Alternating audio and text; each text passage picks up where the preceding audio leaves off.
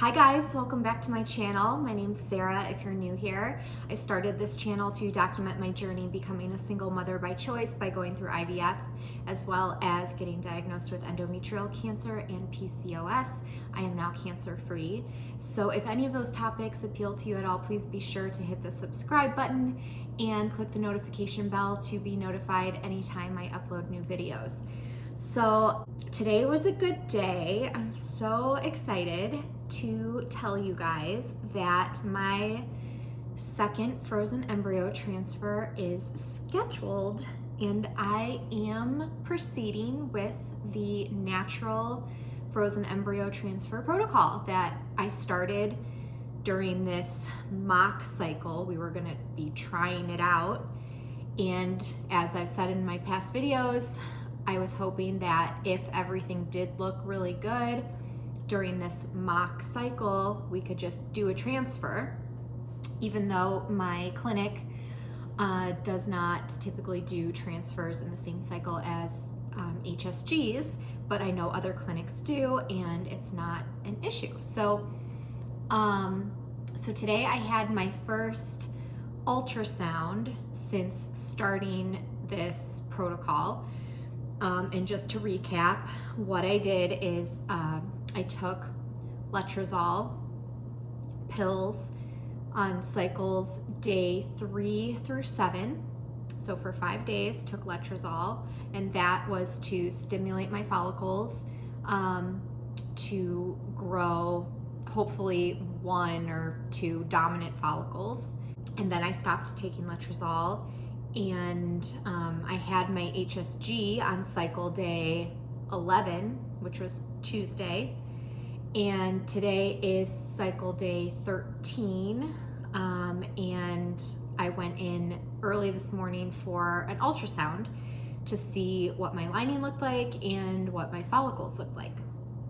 So my follicles, I had a couple pretty big ones. My ovaries are still a little bit enlarged from my retrieval, but not like to the point where they're touching or anything crazy like that. But what was interesting is like the past couple days I felt a little bloated, and I felt activity going on in my ovaries. Like I felt something going on. And typically when you're not taking letrozole or something and you just are ovulating 1 egg, at least for me, I usually don't feel much going on in my ovaries. I know some women do, but now that I know the size of my follicles, I understand why. So on my left ovary, I had a 25 millimeter follicle, and I think a 16 millimeter follicle. So that's going on my left. And then on my right, I had a 20 millimeter follicle and I think a 16 millimeter follicle.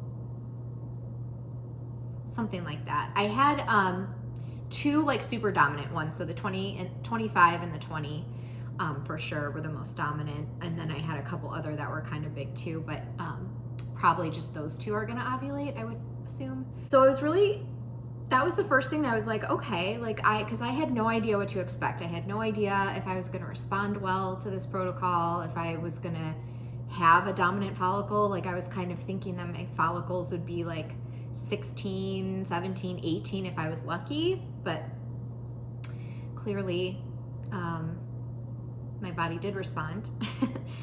And then my lining, so I know if you watch all my videos or most of my videos, you know that I have this like 8 millimeter goal in my head for my lining. My clinic wants to see it at 7 millimeters or above.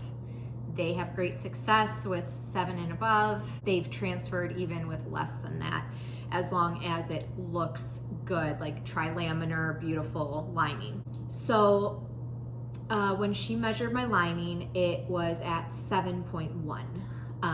But I did notice right away that it looked really pretty. For some reason, I have grown to really appreciate the look of a good lining. When you go through IVF and you know what you're looking for, you know what you're aiming for when it comes to your lining. when it's that beautiful triple stripe with like the bright, white line in the middle, and it just, like, you can just, when you see it, that it's a good lining. And I saw it and I was like, okay, well, it looks good. I wish it were thicker, but it does look good. So I was like, I think this is pretty good. But I was thinking that, I had no idea like what my doctor would think about proceeding with like triggering tonight, or if he would want to like bring me back in tomorrow. So I had to wait for the nurse to call me. So when the nurse called me, she said that she had been messaging with my doctor, and he told her that my lining has never looked better, and he was totally pleased with my follicles. My follicles looked perfect. My lining looked perfect. He called it quote unquote gorgeous, and he wanted me to proceed with a transfer this cycle. He said that my lining clearly just responds better to a natural protocol without taking estrogen, and just making my own estrogen.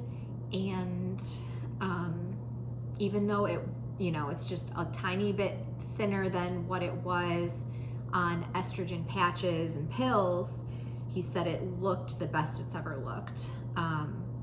So I'm having my transfer next week on Wednesday, and I am so excited.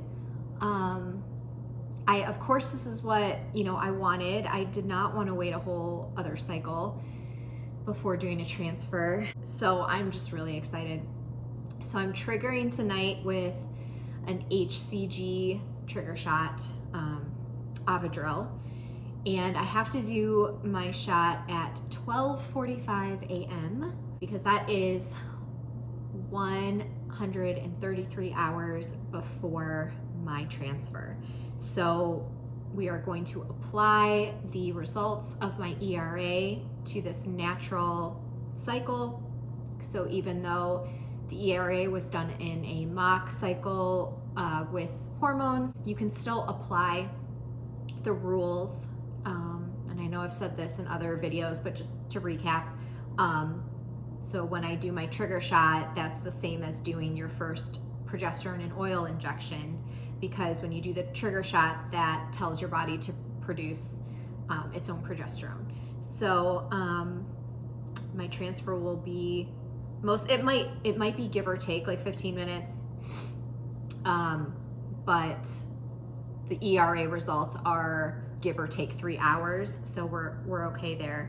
My transfer will be at 1:45 most likely on Wednesday, and 133 hours.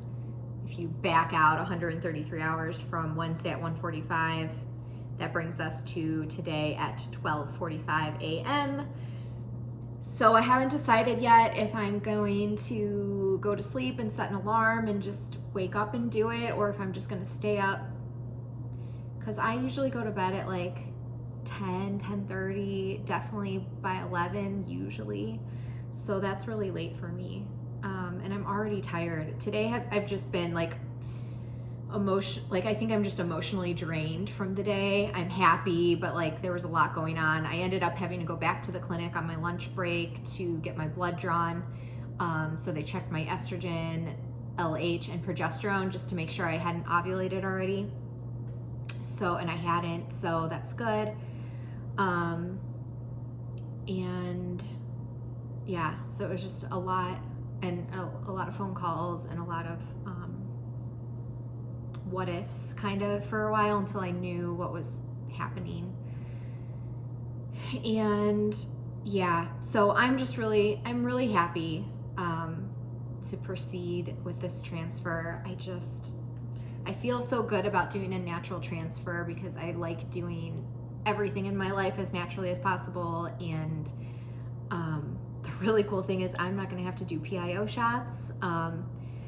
It's funny because I still, like, if I'm like running to the car or something, I don't like run outside. I'm not a runner, but like today why was I running? I forget why I was running today. across the street or something, and I noticed my right hip is still sore from the PIO shots, and the last PIO shot I did was a month and a half ago, at least a month and a half ago. So I'm really thankful I don't have to do the PIO shots. I'm just going to be doing progesterone suppositories, just one every night. So when you do a natural cycle, your body's making its own progesterone, so you really don't need progesterone, but to supplement, just to be safe, you can do a suppository at night. So that's what I'm gonna do. And that's it. I'm not gonna have to be on estrogen, which is awesome. And yeah, that's it. Like, it's not like there's not a lot of stuff I have to take or whatever. So it's awesome. I'm so excited. So I'm gonna film myself doing the trigger shot, and I will insert that footage here. Okay guys, it's middle of the night, I feel like. It's almost 12:45. I did go to sleep and set an alarm, so I'm super tired, but I'm ready to do this. So this should be my last IVF shot. I can't think of when yeah, this should be it. So I'm really excited about that. Okay. So here is the Ovidrel. I think it says it's a pre-filled syringe, so I haven't even watched any like videos on this. I usually watch a video to make sure I'm doing it right, but I think hopefully I can just figure this out. I'm just injecting the whole thing. So there it is.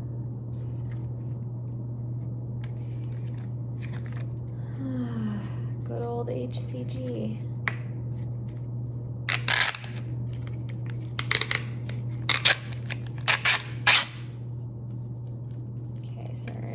Alcohol to my stomach. Oh, it's kind of cold still. I forgot. I took it out of the refrigerator. You know what? I might, I know sometimes it's like you kind of don't want to inject something super, super cold because it might hurt. I'm going to just hold this, I think, for a minute. Okay. I held this for a little bit under my armpit, and so now it's feeling a lot less cold. Okay. I just pull this off. Yes. All right. Oh, it's just such a tiny little needle. Okay. I think I'm probably supposed to push this until I see there's some room between the liquid and the top of the needle, so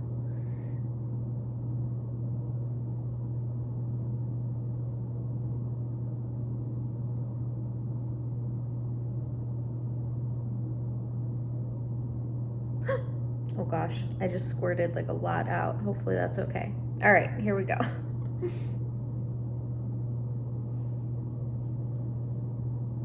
Okay, 1, 2, 3.